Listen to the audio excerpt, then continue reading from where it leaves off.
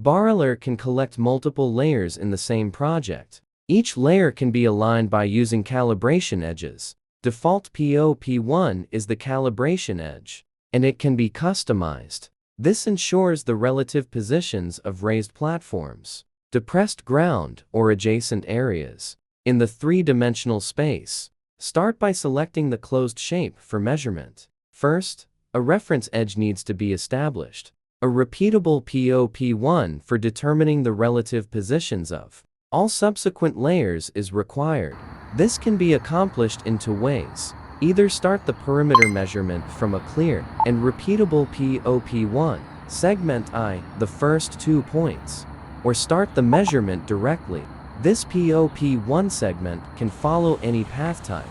However, for better accuracy, it is recommended to use a longer and clearer edge line.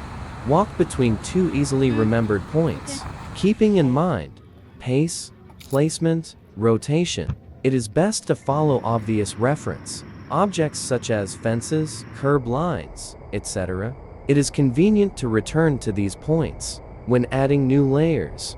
Use cones, flags, or chalk to make clear marks. After completing the measurement of the first shape, click the layer icon at the bottom right and select Add Layer. Recapture the reference edge and align the new layer. Return to the shared origin point PO first. The app will display a black dot here. After collecting this point, it will prompt to walk along the original POP1 edge to the second point. During the walk, the app will mark a black line between PO and P1. Helpfully, intuitively confirms alignment with the original reference edge. It is not necessary to be exactly the same as the second point from the first measurement.